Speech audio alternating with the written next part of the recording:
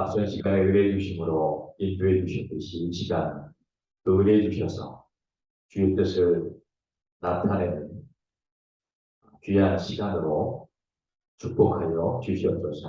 우리가 마음을 열고 또 말씀 안에 있는 진리, 우리의 생명처럼 믿음으로 아멘하며 불쌍 이 말씀이 생명되고 또 우리의 실제가 되게 하면서 열매되는 삶 살게 하여 주시옵소서. 이 시간 온전히 성령 하나님께 의뢰하옵니다. 예수 그리스도의 이름으로 기도드립니다. 네, 13절부터 시작합니다. 혹시 팔복 방송하셨나요? 방송 그동안 이렇게 한 절 한 절 내비게이터에서 조그맣게 그 경험들이 있으실 거예요. 그런데 성경은 사실은 이 문맥의 흐름 안에서 이해돼야 되거든요. 한번 도전해 보시면 제가 지난번에 뭐 간지 음식으로 나눴는데 우리 IQ로 하는 게 아니라 정말 사모함으로 목마른 사슴이 시냇물을 찾기에 갈급함 같이 그런 마음으로 기도하며 말씀을 사모하며 말씀이 나를 다스리는 것을 아마 경험하게 될 겁니다. 굉장히 거기 똑같이 하는 날에 선물금 준비해서 다 외우는 사람에게 주는 거예요. 자, 한번 저를 보시면서 자, 첫 번째 복 10년이 가난한 자는 복이 있나니 이게 원래 어떻다고 했죠? 복되도다 10년이 가난한 자. 두 번째는 애통하는 자는 복이 있나니 위로를 받은 것이다. 세 번째는 온유한 자는 복이 있나니 땅을 기업으로 받은 것이다.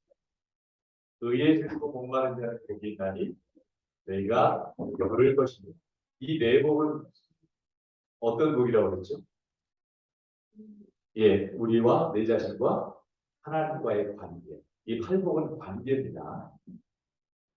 그 다음에 다섯 번째는 긍휼히 여기는 자는 복이 있나니 내가 긍휼히 여김을 받을 것이다. 여섯 번째는 마음이 청결한 자는 복이 있나니 내가 하나님을 볼 것이다. 일곱 번째 화평케 하는 자는 복이 있나니 그들이 하나님의 아들이라 그름을 받을 것이다. 마지막 여덟 번째 의를 위하여 박해를 받은 자는 복이 있나니 천국이 될 것입니다. 원래 그 의미가 첫 번째 복과 여덟 번째 복은 현재 주어진 복이라고 하고 두 번째부터 일곱 번째는 앞으로 궁극적으로 본향에 이르러서 주어지는 복이라고 하는데 사실은 현재도 복이라고 느껴지는 복입니다. 하지만 궁극적으로 그날에 가서 이 고통뿐인 세상을 우리가 육신의 몸을 벗을 때 우리가 주님 앞에 가리지 않은 주님 재림하는 그 순간을 우리가 맞이할 수 있죠. 그때 비로소 이제 계시록에 나왔는데 눈물을 씻기는 애통이 사라집니다. 그 진정한 땅, 그 유업도 마찬가지입니다. 다 보장에서 완성될 부분을 말합니다. 어쨌든 갈 길이 멀기 때문에 오늘은 저희가 일곱 번째죠. 네. 다음 주까지는 산상수훈을 끝내야 되는데 이건 기적입니다. 이렇게 짧은 시간에 끝낼 수 있는 내용이 아닌데 사실은 이 산상수훈 5, 60장은 거의 한 학기 그 말의 의미는 일주일에 한 번이 아니라 일주일에 두세 번 이렇게 해서 그렇게 해서 사실은 완전히 암송까지 끝내야 됩니다. 이게 내 거울이기 때문에 내 존재의 거울이기 때문에 그리고 다시 말하면 산상수훈은 복음은 결국은 존재의 어떠함을 말하는 존재. 그래서 우리 흔히 말해서 두잉한다고 그러잖아요.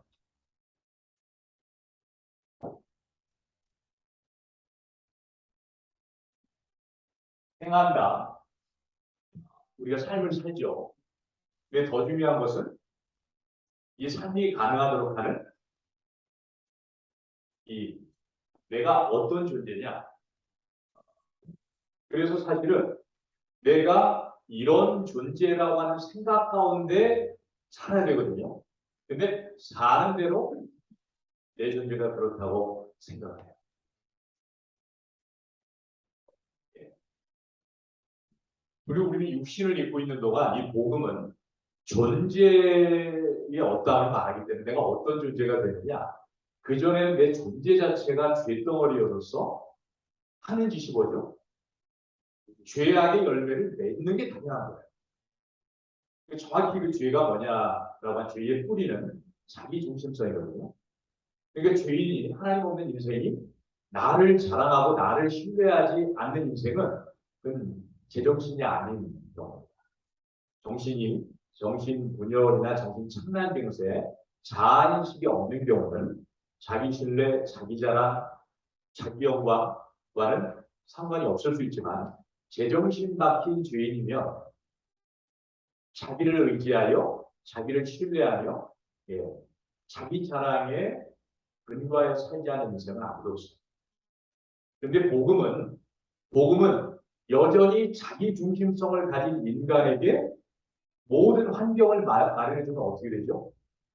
쉽게 말하면 내 자신이 지옥인데 굉장히 풍성한 환경을 만들어주면 뭐가 될까요? 보기 좋은 지옥이 됩니다. 더 심한 지옥이 됩니다. 그래서 타락한 아담과 하와를 계속 에덴 동산에 두면 어떻게 될까요? 에덴은 곧 지옥입니다. 그렇기 때문에 에덴에서 쫓겨나야 됩니다. 그 말의 의미는 뭐냐면은 죄의 결과는 무엇인가? 땅이 이제는 가시나무와 엉겅퀴를 내는 다 모든 피조 세계가 엉망이 됐지만 중요한 거는 그 중심에 있는 인간이 망가졌다는 거고 곧 복음은 삶의 환경을 죄인들의 삶의 환경을 보다 낫게 하여 뭔가 부유롭게 하는 게 복음이 아니고 세상이 추구하는 복음은 다른 거죠. 다 섞고 있는 거죠. 그것이 그 죄인들에게 진정 유익한 게 아니거든요. 어리석기 때문에 섞고 있는 거예요. 더 많이 가졌습니다. 더 많이 내 이름이 높아졌습니다. 더 많이 나를 사람들이 칭송했으면 하는 바람들을 죄인들의 어리석은 바람, 궁극적인 필요가 되지 못한다. 충족이, 만족이 못 된다는 거죠. 그런데 복음은 뭐냐? 내 존재를 바꿔내기 때문에 상황은 하나도 바꿔진 것 없더라도 내 존재가 바뀌니 삶이 불평에서 감사, 우울과 절망과 낙심에서 기쁨으로 내 존재가. 그래서 이제는 이 상상순을 보면서 복음은 내 존재를 바꾸시는 거구나.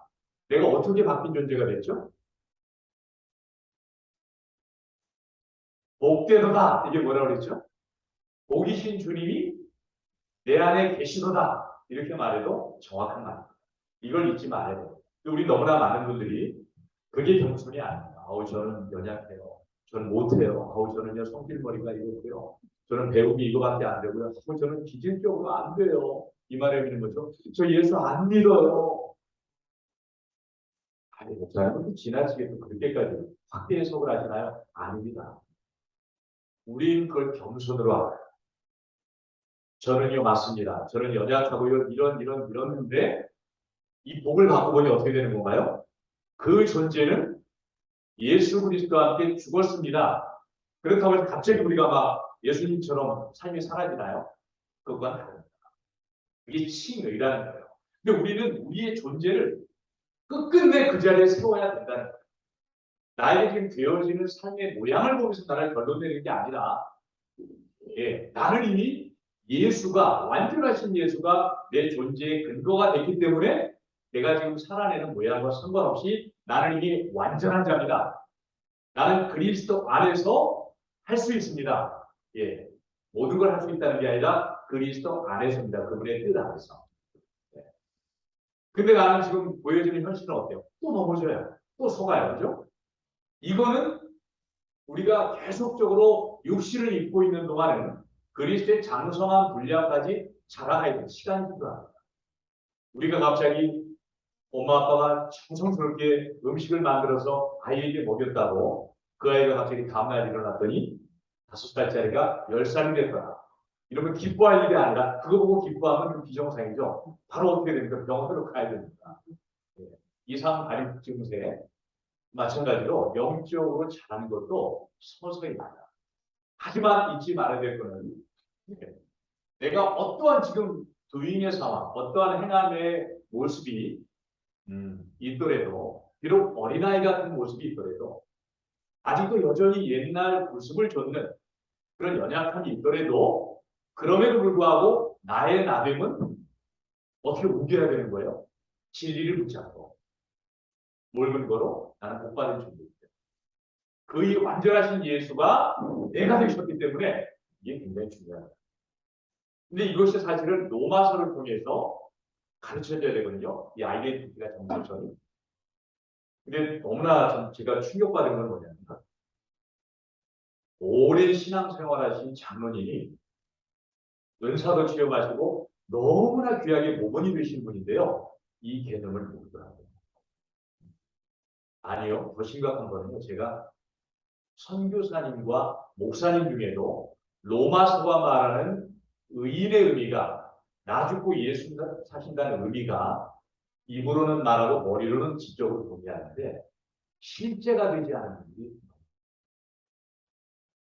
근데 이거는 제 경험론이나 제 신학이 아니라 성경이 말하는 바 우리가 분명하게 알아야 됩니다. 거듭나지 않을 가능성이 많습니다. 오해하지 마셔야 돼요. 내가 지금 그렇게 살지 못할 수 있어요. 하지만 내가 그리스도인 됐다는 것은 내가 그리스도의 십자가를 바라보며 내가 그리스도와 함께 죽은 나의 죽음의 십자가라고 하는 믿음의 고백이 내가 하는 게 아니라 성경을 볼 때 성령께서 이것이 너의 것이다라는 것을 실제화시켜 주십니다. 그런데 나 거듭나지 모르겠어요. 내가 죽어야 되는 거예요? 저 한 번도 그렇게 생각해 본 적 없는데요. 그럼 정확히 말하면 그거는 이미 그 존재가 되지 않았기 때문에 그 존재로서의 자연스러운 열매인 그 삶도 불가능합니다. 아닌데요? 저분이 얼마나 봉사 많이 하시는데요. 얼마나 헌금 많이 하시는데요. 얼마나 희생하며 사시는데요. 그런 분에게는 저는 이렇게 말합니다. 고린도전서 13장을 보십시오. 자기 몸을 불사르게 내어주기까지도 해요. 자기 의로. 자기 재산을 다 팔아서 누군가를 돕기도 합니다. 우리 김현수인가요? 이현수인가요? 일본에서. 그 전철에서 어떤 사람 구하고 자기는 죽었잖아요. 그래서 그것 때문에 이 반한 감정이 많이 사고들었다고 해요. 어쨌든 그런 일 우리 흔히 볼 수 있습니다. 하나님의 의가 아닌 자기 의로서도 얼마든지 하나님의 의를 증명할 수 있다. 그런데 그런 자들이 오늘 살펴보겠지만 대표적으로 누굴까요? 바리새인. 그런 자들을 향하여 주님은 이 독사의 자식들아. 좀 이따 자세히 살펴보겠는데 어쨌든 자 그래서 이 팔복은 우리가 왜 암송해야 되고 계속적으로 기억해야 됩니까? 우리가 또 넘어졌을 때, 또 시험에 빠졌을 때 다시 나는 그 존재 사탄을 속이거든요. 너는 보니까 아닌 것 같아, 가짜인 것 같아. 또 거듭났으면 그렇게 내가 너왜 이렇게 유혹하기가 쉽니? 이렇게만 하면 픽 자빠지고 이렇게만 하면 픽 자빠지고 그럴 때 어떻게 합니까? 그게 분명한 사실이지만 진리가 아닙니다. 난 넘어졌죠. 또 속았어요. 또 마귀에게 꾀인당해서 넘어졌지만 분명한 사실이지만 나는 뭐요? 사실로 반응하는 게 아니라 사실을 통하여 참수하는 마귀를 향하여 진리로 진리의 말씀으로 뻔뻔하게 말해요. 그래 맞아. 난 넘어졌어. 하지만 나는 이미 그런 나는 그리스도와 함께 십자가에 연합하여 죽었어. 그래서 이미 십자가에 다 해결해 놓았어. 나는 완전히 의로운 자야. 이렇게 말해야 돼요. 근데 그럴 때 우리가 입으로 말하면서 내가 저런 거 낫지 않겠지. 그런 생각 안 해보셨어요? 저 너무 많이 경험하거든요. 어제도 어떤 일 때문에 남이 볼 때는 별거 아닌지 몰라도 너무 큰. 그때 마귀가 참소가 들어오는데요. 셉니다. 목사이기 때문에 더 어렵죠. 목사는 가르치는 직임이기 때문에 제가 무너지면은 제대로 된 복음이 전해지겠어요. 참소가 들어오는데 근데 제가 끝끝내 하나님 믿음으로 오직 믿음으로 주님 마귀는 제가 그렇게 말합니다. 맞다. 내가 분명히 너에게 속아서 넘어진 사실을 나도 알겠다. 네가 그걸 지금 참소하는구나. 하지만 나는 진리로 너에게 선포한다. 그런 나는 이미 십자가에서 죽고 하나님의 완전히 죄를 사해 주셨고 지금 주님 내 안에 있는 성령께서 말씀하신다. 너는 의롭다. 이것이 내 안에 딱 되니까 갑자기 거룩한 분노가 일어나. 죄에 대해서 악에 대해서 그리고 곧바로 얻게 되니까 내 중심이 내 안에 있는 성령님을 향하여 성령님 그를 사로잡아 주십시오. 그를 자각하여 주십시오. 이게 왜 이런 일이 가능하느냐? 이 팔복이 매일매 순간. 예. 그래서 저는 아침에 딱 일어나면 제일 처음에 눈 뜨자마자 암송하는 성경이 갈라디아서 2장 10절. 내가 그리스도와 함께 이미 십자가에 못 박혔습니다. 오늘 아침에 일어났던 눈이 좀 뻐쩍지근하고 우울하고 네. 상관없이 사실을 근거로가 아니라 진리를 근거로 주님 믿음으로 선포합니다. 그 다음에 바로 화장실에서 용변 보면서 팔복부터 5, 6, 7장을 암송하기 시작해요. 이 순서가 있습니다. 어쨌든 그만큼 말씀이 진리가 결론이 돼야 되고 이러면서 우리가 자라는 거예요. 근데 너무나 많은 분들이 이 비잉의 의미가 갈라디아서 2장 20절의 터위 위에서 열매 맺는 삶이 아니라 내 열심으로 그것이 내 의라는 것도 모른 채 살아가는 경우가 많다. 팔복 계속 암송하시면서 나는 이미 복받은 존재예요. 네. 이미 그 복을 누리는 존재라는 사실을 계속 선포했으면 좋겠습니다. 13절에 소금과 13절부터 16절까지가 소금과 빛에 대해서 얘기하느라 자, 이건 지금 뭐라고 그랬죠? 소금이 되라, 빛이 되라 라는 말씀이 아니라는 걸 팔복을 제대로 알고 있으면 뭐요? 그 소금 같으신 주님이 내 안에 계신 거예요. 그렇죠? 그 빛이신 주님이 내 안에 계신 겁니다. 아멘이죠? 그럼 내가 소금이 되고 빛이 되기 위해서 애쓰는 게 아니에요. 주님은 한 번도 소금이 되기 위해서 노력해, 빛이 되기 위해서 노력해라는 말을 한 번도 요구하신 적이 없습니다. 너는 이미 소금과 같은 능력을 가지신, 그 기름을 가지신 예수 그리스도를 모신 존재야. 때문에 너의 삶을 통해서 소금의 영향력이, 소금의 기능이 나타나는 건 당연한 거야. 예. 나는 소금나무가 됐기 때문에 소금답게 되는 게 이상한가요? 그건 당연한 거예요. 근데 아까 말했듯이 내 존재가 여전히 옛자의 터에 있으면서 예수님처럼 살아내려고 몸부림하다 보니까 되지도 않고, 그러니까 어느 순간부터 위선이 대입되고 이제는 외식이 대입되기 시작하는 거예요. 우리는 그런 존재가 아닙니다. 그렇기 때문에 그리스도인, 거듭난 그리스도인의 회개는 뭘까요? 제가 그 행동을 했습니다. 그 도잉을 했습니다를 결산하는 게 회개가 아닙니다. 이 존재의 자리로 돌아가는 게 회개입니다.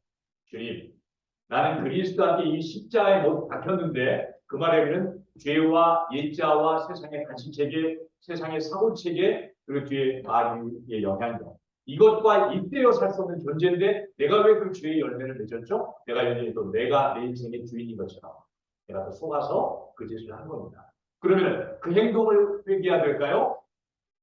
어디로? 예, 잃어버린 내 존재의 자리. 그 자리로 돌아가는 게 회개라는 거예요. 아멘이시죠? 이게 아멘입니다. 그래서 우리가 진정한 회개는 수많은 그 행동을 했습니다. 그 행동을 했습니다. 그런 회개 하지 말라는 것이 아니라 더 중요한 건 주님, 내가 그 행동을 할 수밖에 없었던 내 잃어버린 본질의 자리, 십자가 중심의 자리로 내가 돌아갑니다. 팔복의 자리로 돌아갑니다. 라고 하는 게 진정한 주님이 요구하시는, 주님이 요구하시는 회개라는 거죠. 그래서 너희는 소금이 되라, 빛이 되라가 아니라 너희는 이미 소금이다, 빛이다. 아멘. 그러니까 소금답게 사는 것은 당연하다. 빛다운 삶을 사는 것은 당연하다. 그럼 이 사람에게 이런 요구를 받는 이 사람에게 지금 요구되는 믿음은 뭘까요? 내 안에 계신 주님을 더 온전한 믿음으로 바라봅니다. 주님, 내 안에 계신 주님, 내 삶을 통하여 소금 되심의 영광을 드러내 주십시오. 빛이신 주님, 빛 되신 주님의 영광이 내 삶을 통하여 드러나십시오. 그분을 초청하고 인정하는. 우리 나중에 보겠지만 우리 7장 한번 잠깐 볼까요? 7장에 보면 이런 말이 있습니다. 12절 볼게요. 7장 12절. 그러므로 무엇이든지 남에게 대접을 받고자 하는 대로 너희도 남을 대접하라. 이것이 율법이요 선지자인가 이렇게 말해요. 자, 이 12절을 뭐 황금률 그래가지고 인간 사이에 당신이 저 사람한테 인정받고 싶어? 먼저 인정해줘. 저 사람에게 칭찬받고 싶어? 그럼 먼저 칭찬해. 저 사람에게 진짜 대우받고 싶어? 그럼 먼저 대우해줘. 틀린 말 아닌데요. 이 말씀의 적용의 첫 단추가 잘못되어 있습니다. 왜 그러면은 남에게 대접을 받고자 하는 대로 너희도 남을 대접하라? 그럼 뒤에 수식어가 이렇게 돼요. 이것이 가장 제대로 소통하며 사는 삶의 지혜다. 이러면 문맥이 말이 그러거든요. 근데 왜 이것이 율법이요 선지자라고 했습니까? 그러면은 이 대접의 대상, 남이 사람이 아니라 다른 대상이라는 걸 눈치챌 수 있어야 돼요. 그 남은 누굴까요? 하나님. 정확히 팔복의 관점에서 보면 뭘까요? 내 안에 계신 누구요? 성령. 지난번에 얘기했죠? 성령님은 말씀으로 역사하시는 예수 그리스도의 창조사에게 모든 힘과 생명을 부여해 주신 능력의 영이십니다. 그분이 내 안에 계신데 그분은 어떤 모습으로 계신다고 그러죠? 그분의 이름이 파라클레이토스.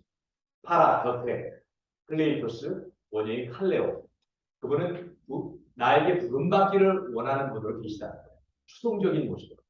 마치 신방에 신랑의 부름을 기다리는 고요히 앉아있는 신부처럼.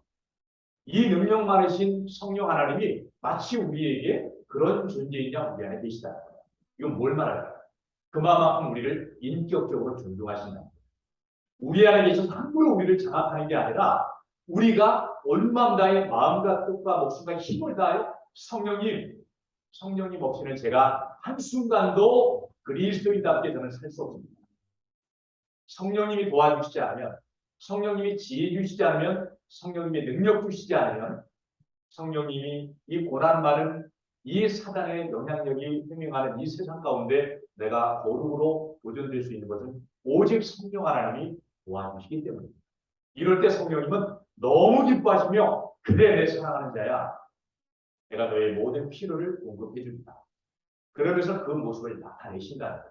여기에서 무엇이든지 남에게 대접을 받고자 하는 대로 네가 진정 그리스도인답게 네 안에 있는 예수 생명이 힘있게 드러나는 삶으로 그렇게 살기를 원하느냐?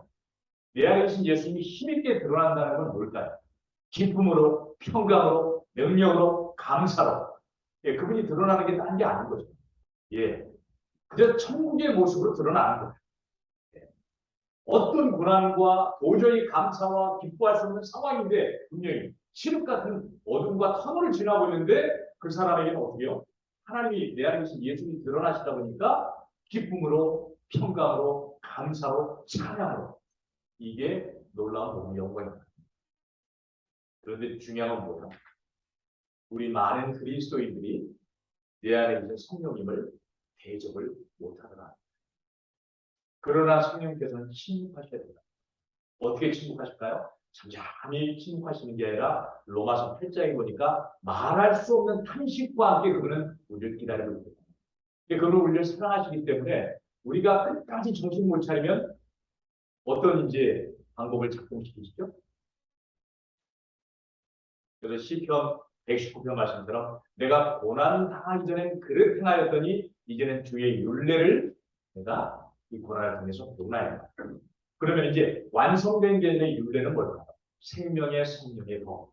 아, 내가 이 고난을 통해서 내 안에 계신 주님을 인식하고 그분을 의지하여 사는 진정한 생명의 성령의 법으로 살게 되었습니다. 이런 고백이 됩니다. 하지만 주님께서는 우리에게 무조건 고난을 주기를 기뻐하지 않으십니다.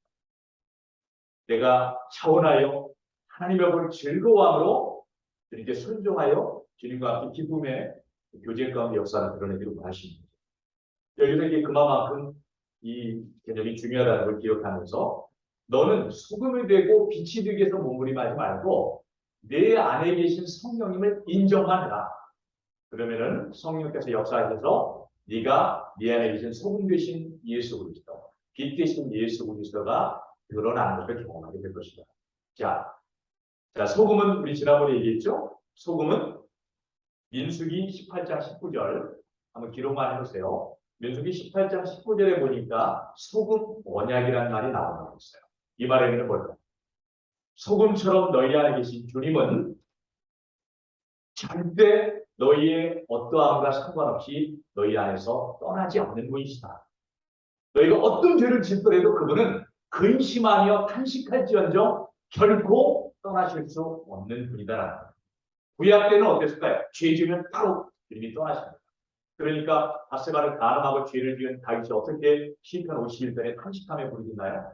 주님, 나에게 구원의 기쁨을 회복하여 주십시오. 그 순간 뭐예요? 곁에 계셨던 다윗 곁에 계셨던 성령 하나님은 멀리 떠나셔야 돼요. 주와 함께 하실 수 없거든요. 그러니까 다시 초청하는 거예요. 다시 내 안에 임하시옵소서. 그래서 예수 우리 안이여 이곳에 오셔서 그 찬양 있죠? 엄밀히 말하면 정확히 알고 불러야 돼요. 성령이여 막 집회 때 임하시옵소서 임하시옵소서. 그보다 더 중요한 게 뭐예요?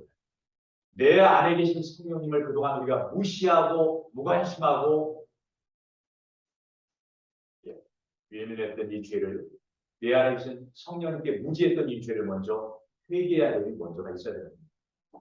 이미 성령이 와 계신데 우리는 그 주님을 무시하면서 계속 성령님을 기름 부어주시죠. 임하시옵소서 구약적 기도를 할 때가 많습니다. 우리의 진정한 회개는 성령님 오셨소서 전에 내 안에 계신 성령님, 그 성령님을 무시하고 그 성령님에 대해서 무지했고 무관심했던 어리석음과 나의 맹인됨을 주님 내가 회개하고 용서하여 주시옵소서. 그리고 그와 함께 내 주하신 성령님이 충만히 차오르실 뿐만 아니라 웰링업, 솟아오르시고 필링업 채우시옵소서. 그리고 또한 어노인팅, 기름 부으시옵소서. 이게 같이 어우러져야 됩니다. 본질적으로는 구약적으로는 임하시기를 간구하는 기도였다면 지금은 이미 임해 계신 성령님이라는 사실. 우리 안에 계신 성령님은 결코 우리의 어떤 영적 상태와 상관없이 떠나실 수 없는 분이라는 사실. 이게 소금 언약으로 주님이 지금 말씀하고 있다는 겁니다. 자, 근데 소금의 세 기능. 첫 번째 소금은 맛을 내요. 자, 그 맛을 어떻게 언어 생활과 밀접합니다. 정말 그 안에 주님을 모신 자는 일단 열매가 무엇으로 나타날까요? 언어로 나타납니다. 어떤 언어요? 지난번에 우리 홍장모님 아주 영감을 해주셨는데 살리고 세우는. 설령 저 사람이 지금 뭔가 잘못된 길을 가더라도 경책의 말을 하더라도 그 경책의 말이 따갑게 들리진 않아요. 분명히 아프긴 하지만 비수처럼 제 존재를 상하게 하지 않아요. 오히려 저를 살려내요. 그런 걸 경험해 보셨습니까? 그렇기 때문에 우리가 자녀에게도 오늘은 제가 우리 딸이 알바한다고 여기 에버랜드에서 알바하는데 제가 태워주면서 말씀을 암송하니까 아빠 운전이나 똑바로 하세요. 네. 나를 탁 힐끗 쳐다보면서 딸아 이 축복받을 딸아 축복받을 자가 예. 아유 하는 짓마다 축복받을 짓만 하는구나. 사람으로 미워서만 진짜 빙긋이 웃으면서 알았어 아빠 제가 잘못했어요. 계속 말씀 암송해 주세요. 예, 제가 만약에 눈을 부라리면서 아빠가 지금 힘겹게 너를 데려다니면서 이렇게 숨기고 있는데 그 딸밖에 이런다면은 둘 다 서로 망가져요. 근데 그 순간 성령께서 이 안에 누가 계시니 그럼 네 딸에게 어떻게 바로잡아야 야단을 치더라도 살리고 축복하는 마음. 이게 맛을 낸다는 거예요. 골로새서 4장 6절 나중에 한번 보세요. 예, 소금으로 고르게 한 같이 언어. 또 에베소서 4장 29절도 나중에 꼭 보시기 바랍니다. 덕을 세우는 말을 하라. 예, 이게 우리가 아까 이걸 기억해야 돼요. 아, 내가 이제 좋은 말 해야지. 내가 이제 아내에게 이제 막 축복하는 말 해야지. 이 결심한다고 그럽니까? 결심하고 갔더니 그럴수록 아내가 저 경직된 표정으로 왜 안 하는 짓 하냐고 이러면은 금방 우리도 실족하고 말입니다. 하지만 뭡니까? 내가 이때 해내야 되겠다는 열심히 내 출발점이 아니라 주님 뭡니까? 내 안에 주님 사심이 내 안에 계신 주님의 사심을 내 말로써 드러낼 수 있도록 도우시옵소서. 그러면 상대가 어떠한 반응과 상관없이 나는 믿음으로 그 삶을 살아낼 수 있는 거죠.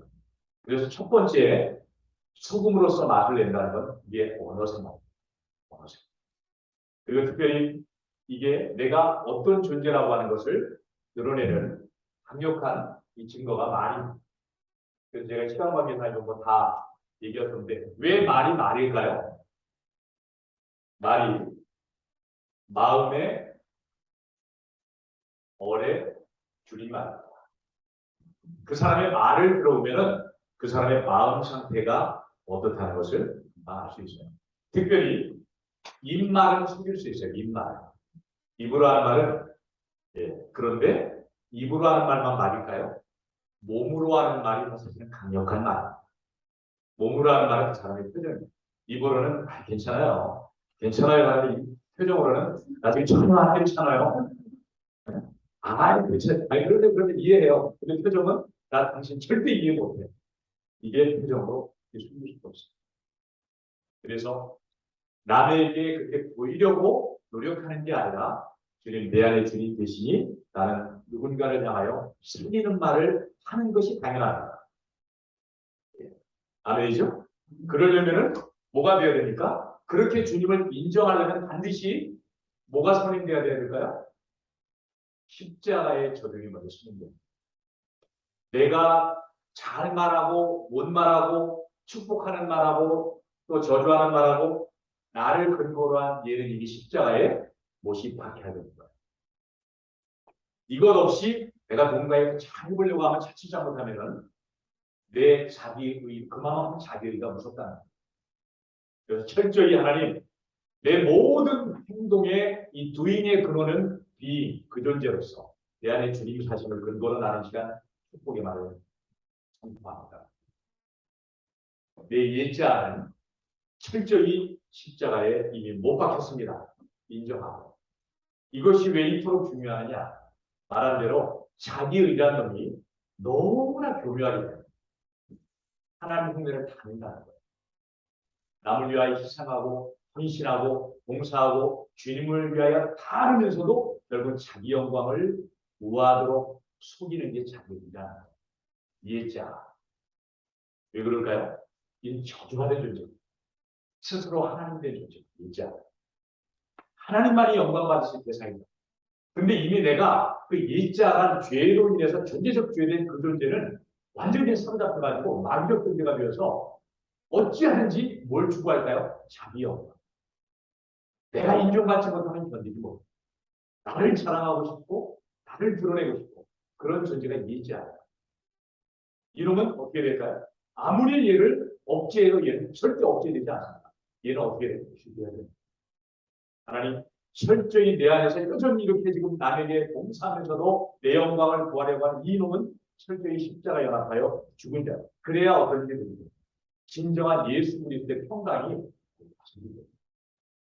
그래서 정말 그 일을 억지로 하는 게 아니라 진짜 기쁨으로 그 주님의 명령을 할 수 있도록 성령께서 도와줍니다. 너무나 많은 그리스도인들이 막 이런 편에서 죄송하면 쎄빠지게 헌신하고 마음에 평강이 없어요. 그런 나중에 가서는 도대체 어떻게까지 해야 하나님 영광 받으실 겁니까? 내가 얼마나 돼야 하나님 나에게 좀 은혜 주실 거예요? 이렇게 그럼 주님이 이렇게 말하더라고요. 아들아, 난 너에게 그렇게 요구한 적 한 번도 없다. 너는 나를 대접했니? 아까 7장 12절 보이십니다.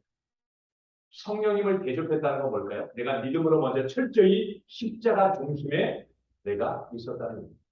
그래야만 이 죄와 옛자와 세속적 가치체계와 죄의 배후 역사는 마귀적 영향력으로부터 내가 자유로워 그 성령 하나님의 인도하심을 받을 수 있기 때문에 이것이 사실은 너무나 중요한点입니다. 이 사실을 모른 채 우리가 분명히 동기는 주님의 은혜를 힘입어 했는데 영으로 시작했는데 육으로 구별되고 마는 일들을 얼마든지 해요. 어떻게 할 수 있을까요? 그거를 열매를 보면 안다고 했습니다. 내가 이렇게까지 했는데 나를 못 알아주고 내가 이렇게까지 했는데 어떻게 이렇게 나를 무시하고 이건 뭘 말하는 걸까요? 내가 결국은 이 평가와 이 인정받으려고 했다라는 것을 그런데 정말 내가 그리스도와 함께 죽고 내 안에서 주님의 영광을 구하여 했다면 남이 무시하든 인정하든 남이 나를 칭송하든 그렇지 못하든 남이 나에게 칭송한다면 오롯이 그 영광을 하나님께 돌릴 것이고 나를 무시한다면 주님 히브리서 12장 말씀처럼 너희가 피곤하여 낙심치 않기 위하여 죄인들이 같이 자기를 거역하신 일을 생각하라. 주님도 그보다 더한 상황 속에서 그 고통을 인내하셨는데 그 주님이 내 안에 계신데 제가 이거를 인내하지 못할 이유가 없죠. 주님 감사합니다. 주님 도와주십시오. 이런 식으로 적용이 됩니다. 이만큼 이 빛됨의 의미와 소금의 의미가 중요하다는 걸 계속 강조하고 있습니다. 자, 두 번째 소금은 첫 번째는 맛을, 언어의 부분을 얘기했고요. 두 번째는 부패를 방지하죠. 그리고 세 번째는 정결케 하는 기능이 있습니다. 그래서 레위기 2장 13절에 보면 너희가 소재를 드릴 때에 소금을 치라. 정결함을 요구. 계속적으로 뭐냐? 우리가 소금이신 주님이 드러나기 위해서 우리가 할 일은 뭐냐? 소금되려고 노력하는 것이 아니라 철저히 우리에게는 제가 오늘 아침 성리기 묵상식에 제 차례가 돼서 올렸죠. 로마서 12장 1절 거룩한 산 제사로 드리라. 이것이 너희들이 영적 예배이다. 거룩한 산 제사가 뭘까요?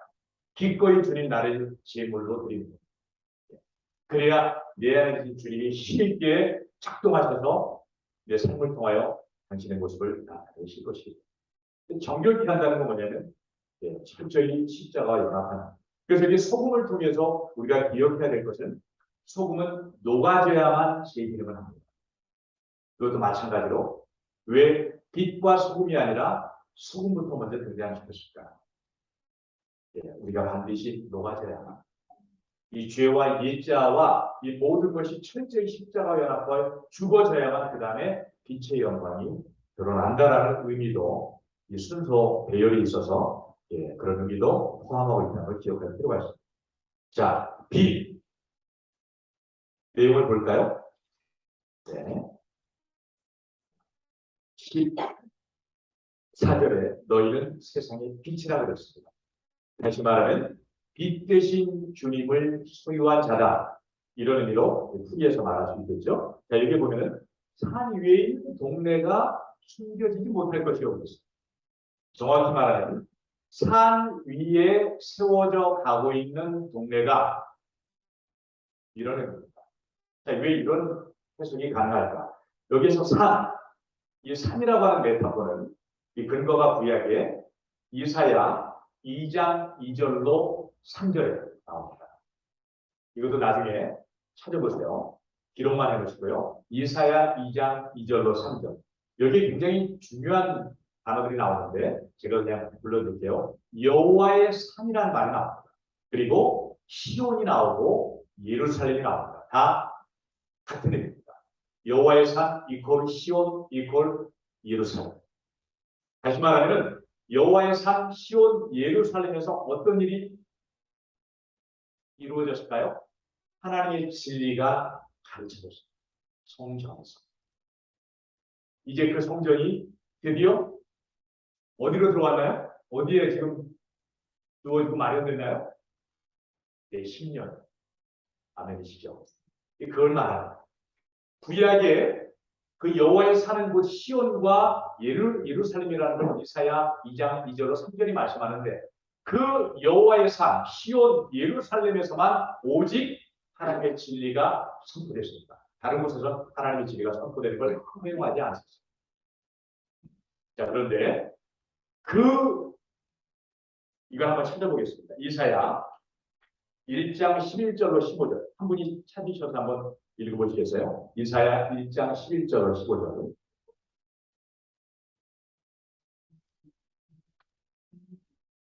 나는 신나의 범죄와 선생님 그리고 배불러 없고 나는 수송하지 나 어디냐나 영주의 피를 기뻐하지 않는다.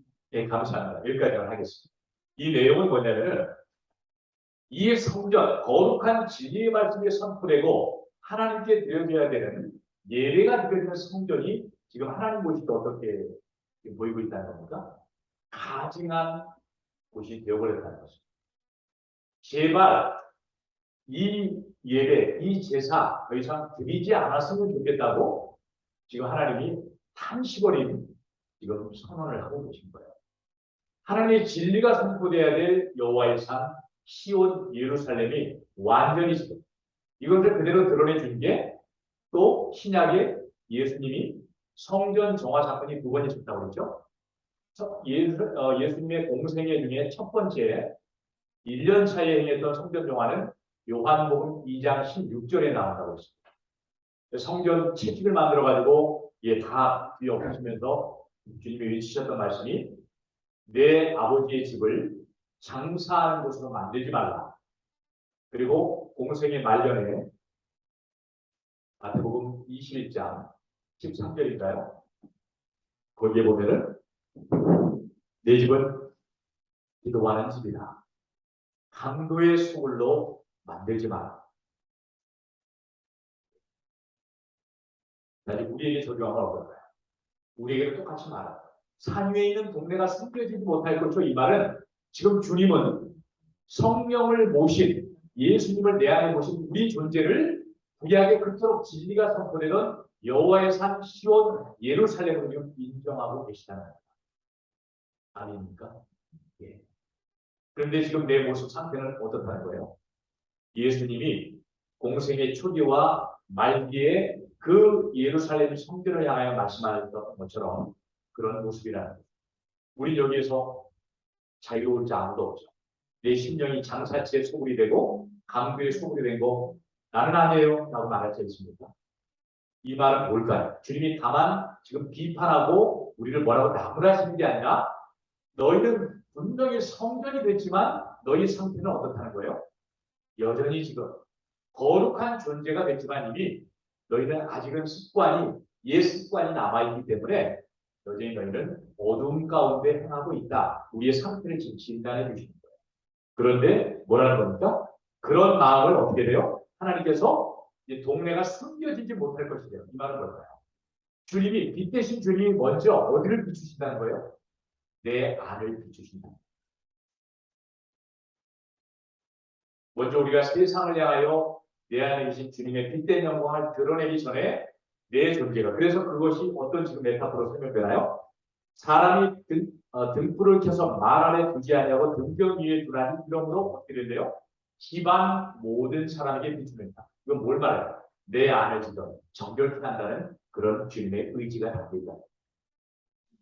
그 다음에 나를 정결케 하고 난 다음에 16절 이같이 너희 안에 계신 예수, 빛이신 예수님이 너의 어둠을 다 이제 시간이 걸리겠죠? 한 번에가 아닙니다. 계속 이 말의 의미는 뭘까요? 비추고 비추셔서 내 안에 어둠을 쫓아내시는 그 일은 성화를 말하는 시간이 걸립니다. 그랬듯이 동시에 너희가 성화되는 것과 비례하여 이제는 너희의 지경이 어떤 지경이 빛이신 주님이 드러날 수 있도록 너희가 만나는 사람과 너희가 먹는 영역 가운데 너희의 계신 주님이 너희를 그렇게 정결케 하고 거룩케 하셨듯이 이 흑암으로 뒤덮인 세상을 이제는 정결케 하고 밝히는 그런 능력으로 너를 통해서 흘러갈 것이다. 이 그림은 뭐의 성취일까요? 에스겔 47장의 성취라고 했죠. 성전에 물이 솟아오르면서 내 발목과 무릎과 허리를 그 다음에 이제는 가는 곳마다 다 치유하는 역사가 일어나기 시작한다고 했죠. 바로 주님이 이제 그 성전을 통하여 그렇게 역사하는 것에 대한 그 언약이 어디에서 성취된 겁니까? 내 안에서. 내가 그렇게 위대한 존재라는 주님이 우리를 그렇게 인정하신다는 거예요. 그러니까 우리가 마귀에게 속아서 나의 지금 아직도 연약한 우리 아직 믿음의 어린아이일 수 있어요. 그 연약한 모습을 통해서 나를 별로 지으면 안 되고 내 안에 계신 주님 성령께서 아니야 내 아들아 내 딸아 너는 지금 내 피로 값주고 사신 바된 내가 너를 여호와의 산 시온 예루살렘으로 내가 너를 인정하고 있단다. 그 진리를 결론으로 붙들어야 됩니다. 마귀가 넘어지는 사실과 현실을 통하여 참수할 때마다 나는 주님 완전한 주님 의로우신 주님을 내 안에 모시고 있고 그 주님은 지금 내 안을 비추고 계십니다. 어제보다 오늘이 1년 전보다 올해가 더 나는 거룩해져 가고 있습니다. 당연한 것이죠. 근데 여기서 진단을 해야 되겠죠. 예수 1년, 10년 믿은 지가 몇십 년 됐는데 내가 전혀 지금 변화되고 있지 못하다는 그 둘 중에 하나입니다. 거듭나지 않은 채 종교 생활을 하고 있든지 거듭났지만 여전히 성령 하나님을 대접하는 것이 뭔지 모른 채 마귀에게 여전히 속고 있든지 정확히 둘 중에 하나입니다. 그런데 아까도 말했듯이 하나님께서 그렇게 기다리시다가 도저히 알아듣지 못하는 고난을 통해서도 반드시 하나님이 너는 이런 존재야라는 것을 알게 하셔서 그 삶을 살도록 이끌어 가십니다. 그렇기 때문에 10년, 20년, 30년이 됐는데도 그분은 전혀 변하지 않고 그 모습 그대로 부처님 몰수하며 참스럽게 그 길을 가도록 주님은 내버려두지 않으십니다. 그렇기 때문에 우리는 그걸 볼 때 저 사람 구원받은 장로가 아닌 것 같아. 구원받은 목사 아닌 것 같아. 우리가 결론 내리라는 게 아니라 우리는 어떻게 하라고요?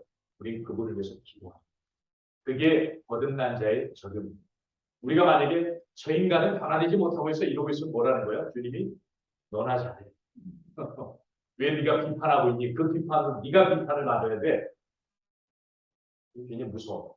그 주님의 7장에 나중에 보겠지만 비판을 받지 아니하려거든 비판하지 말라 이 말이거든요. 네가 심판을 받지 아니하려거든 비판하지 말라 이 말입니다. 굉장히 무서운 말이에요. 남에게 비판을 받지 않도록 조심해라라는 말이 아니라 주님이 너희를 비판할 것이다라는 겁니다. 근데 그 비판은 심판이라는 거예요.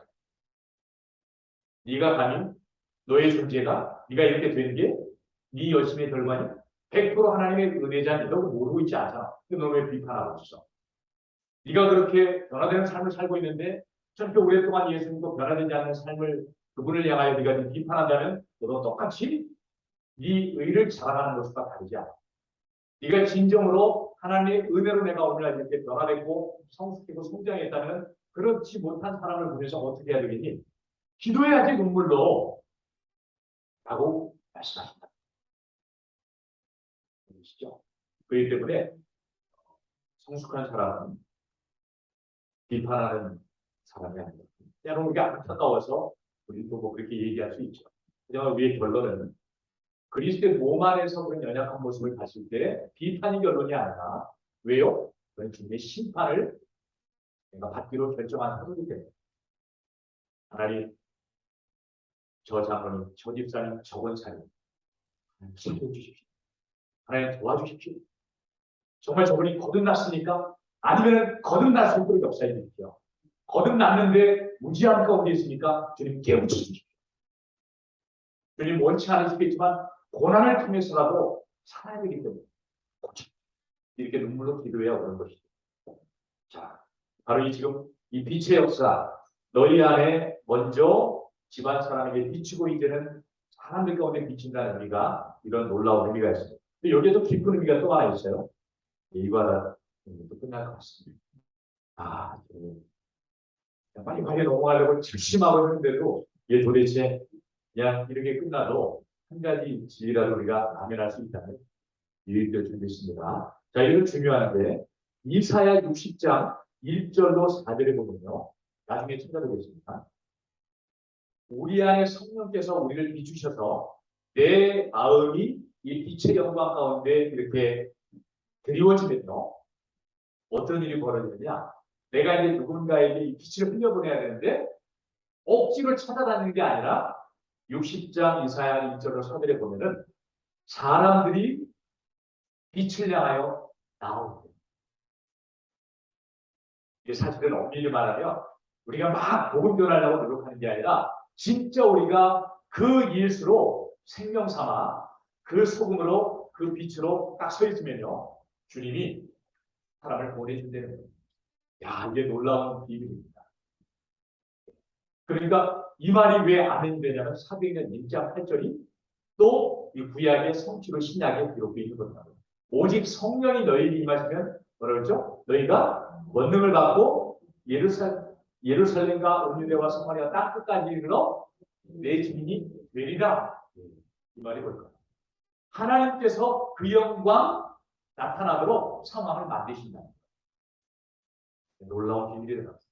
그러니까 우리는 막 전도하려고 애쓰지 않더라도 내가 진짜 예수 생명 아닌 그 정도로 서 있으면 그 예수 생명이 필요한 자를 오게 돼 있다. 만나게 어떤 상황과 사건을 통해서든지 우리에게 접붙여 주신다.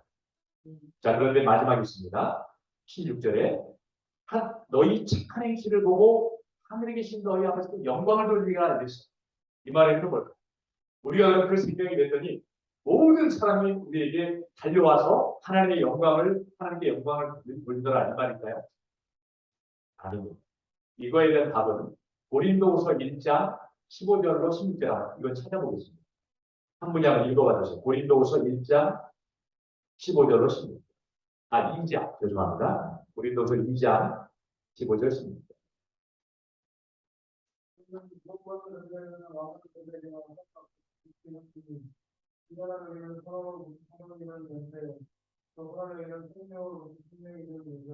예. 아멘. 감사합니다. 그리고 이제 나중에 한번 찾아보세요. 또 병의 구절이라고 할 수 있는 요한복음 3장 19절로 21절. 여기 보면요. 빛이 비추는데 어떤 그룹, 어떤 무리는 그 빛을 싫어하여 등을 돌리고 외면하는 자들이 있는가 하면 어떤 자들은 그 빛을 향하여 와 저것이 생명이다라고 그 진리를 향하여 달려오는 무리가 있다는 겁니다. 지금 조금 전에 우리 김성규님이 읽으신 고린도서 2장 15절 16절은 뭐라고 합니까? 너희가 그리스도의 향기인데 어떤 자에게는 생명의 향기가 되고 어떤 자에게는 사망의 향기가. 이게 뭔 말일까요? 우린 분명히 그리스도의 생명을 그 빛 대신의 영광을 드러내는데 어떤 자는 맞습니다. 예수가 생명입니다. 예수가 유일한 진리입니다라고 반응하는 우리가 있는가는 어떤 이런 손가락질하고 조롱하고 오히려 오히려 무리가 있다. 여기서 하나님께 영광을 돌리게 하라 이 말은 모두가 다 하나님을 칭송한다는 개념이 아니라 이 빛 대신 주님을 진정으로 진리로 인정하고 반응하는 무리가 있는가는 이런 무리가 있다라는 거예요. 우리 그들이 누군지 모릅니다. 우리 그냥 전할 사명만 있는 거죠. 그런데 이걸 볼 때 하나님이 택하신 자들이 따로 구별되어 있구나. 이런 의미를 알 수 있는 거죠. 자, 그 다음에 여기까지만 하면 9시 5분 끝날 것 같습니다. 율법, 이 중요한 개념입니다. 사실은 이 소금과 빛과 지금 17절부터 20절까지의 개념만 정확하게 이 기준되어 있으면 나머지 뒷부분들은 그때 말한 대로 적용이기 때문에 이해하기가 쉽습니다. 자, 여기 보면은 17절부터 20절 한번 읽어보겠습니다. 빠르게요. 시작. 내가 율법이나 선지자를 폐하러 오려고 생각하지 말라. 폐하러 온 것이 아니라 완전하게 하랴. 진실로 너희들이 이르노니 천지가 없어지기 전에는 율법이 1.200도 결코 없어지지 아니하고 다 이루리라. 그러므로 누구든지 지극히 작은 것 하나도 버리고 또 그같이 사람을 가르치는 자는 천국에서 지극히 작다 일컬음을 받을 것이요 누구든지 위를 행하며 가르치는 자는 천국에서 크다 일컬음을 받으리라. 여기까지 쳤어요. 이 말은 뭘까요? 예수님이 율법을 폐하러 온 것이 아니라 완성하러 오셨다고. 이 말이 지금 사실은 이 말은 누군가에 대한 심판의 메시지입니다. 예, 맞네요. 그렇네요. 예, 목사님 그 말이 맞네요. 누군가에게는 이 말이 심판의 메시지네요. 지금 이해되신 분, 누구 답변하신 분 계신가요? 어떤 자들에게 이 말씀이 심판의 메시지입니다. 네? 우리 김영숙 부사님. 네네. 다시 말하면 자기 의로 이 율법을 지금 잘 지키고 있다고 믿고 있는 사람. 이 당시에는 누굴까요? 바리새인들. 바리새인들을 향해서는 예수님이 이 말씀이 심판의 메시지입니다. 그 말에 의하면 율법 안 지키고는 절대 천국에 못 가. 이 말씀이거든요. 그러니까 이 말은 뭡니까? 바리새인들이 우리를 인정하는 말이구나. 이렇게 바리새인들은 아마 들었을지도 몰라요. 근데 이 말은 그게 아니라 진짜 율법 지키지 못하면 지옥 간단다. 그런데 지금 너희들이 지금 지키고 있는 율법 수준이 율법을 지키고 있는 걸로 알고 있니? 이걸 말하는 거예요. 그 정도가 아니라는 거야. 그래서 살인치 말라 21절부터 나오죠. 대표적인 두 가지, 살인과 간음. 자, 살인이 뭔지 아니? 너희가 그동안 이제 다음 주에 살펴보겠습니다. 당시의 율법을 잘 가르치는 바리새파 두 학파가 있었어요. hiller학파와 샴마이학파라고 두 학파가 있었어요. 이들이 10계명을 출애굽기 20장에 있는 10계명을 해석하여 자 여러분 살인하지 말라는 말은 하면서 쭉 설명한 가늠하지 말라는 설명해 줄 거예요. 그런데 너희들은 그렇게 들었지만 내가 말할게. 내가 제대로 해석해. 살인하지 말라는 제 6계명은 무슨 말인지 아니? 너 혹시 옆에 있는 형제에게 노했니? 이 노했다는 거죠. 겉으로 노를 표출한 것만이 아니라 속으로 재수 없어. 우리 그런 거 있잖아. 아우 저 사람, 아우 좀 마음에 안 들어. 뭐 하루에 우리 10대 이상 하잖아요. 그러면 어떻게 하는 겁니까? 너희는 이미 너희는 지옥 가운데 있다는 거예요. 나가라 일어나는 거 멍청한 놈 이런 거거든요. 속으로 겉으로 말해요. 자, 살인하지 말라는 말이 이 정도 수준이야. 근데 바리새인들 한번 얘기해 보자. 너희들이 그동안 잘 지켰다고? 너희들이 물리적으로 누군가를 죽인 적은 없었겠지. 그래서 개념 잘 지켰다고 생각하고 있니? 아니라 살인하지 말라는 이 정도 수준을 말해. 너희가 율법 잘 지켰다고? 천국 들어갈 수 있다고? 믿고 있다고? 자, 다른 얘기해 볼까? 여자를 보고 저 여자 다리 미끈하네. 매력 있는데 하는 순간 너는 이미 딱 걔에게 물린 거다. 그래서 어디로 끌려가는지 아니? 지옥으로. 무슨 육체적인 무슨 간음을 행하고 이런 것만 간음으로 들었지. 그동안 너희는 거기에서 거룩하다고 믿었지. 속으로 생각으로 그렇게 하는 순간 너희는 이미 그 짓을 한 거라고 하나님은 이미 판단한다는 거예요. 그러니까 이건 뭘까요? 그동안 자기 의로 잘 지켜온 그들에게 심판의 선언입니다. 이 말은 뭘까요? 우리 로마서 10장 4절 어느 분이 빨리 찾아서 한번 읽어보시겠어요?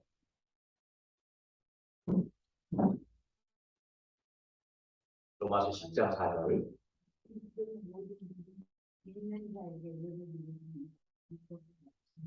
아멘. 아멘. 자, 조그만 얘기했죠. 지극히 작은 것 하나도 버릴 수가 없는 게 계명이고 율법이에요. 예. 근데 이 말은 뭘까요? 우리가 예수 믿으니까 이제는 율법 지킬 필요 없어. 천만의 말입니다. 율법주의자 아닙니다. 율법 지켜야 됩니다. 근데 중요한 건 뭐예요? 우리가 율법을 지킬 수 있다고요? 아닙니다. 율법이 주어진 기능은 로마서 3장 20절에 나와 있는 대로 율법으로는 죄를 깨달으라고 했습니다. 그리고 갈라디아서 3장 24절 나중에 보세요. 율법이 왜 주어졌느냐? 너희들이 불가능하다는 것을 고발하고 폭로시켜 구원자 예수 그리스도 메시아께로 이끄는 모학 선생, 개혁 한글에는 개혁 개정에는 초등교사, 곧 개인교사, 곧 율법이 주어진 이유는 지키라고 하는 게 아니라 내가 지킬 수 없음을 깨닫고 그 구원자를 바라보도록. 지금 로마서 10장 4절은 뭡니까?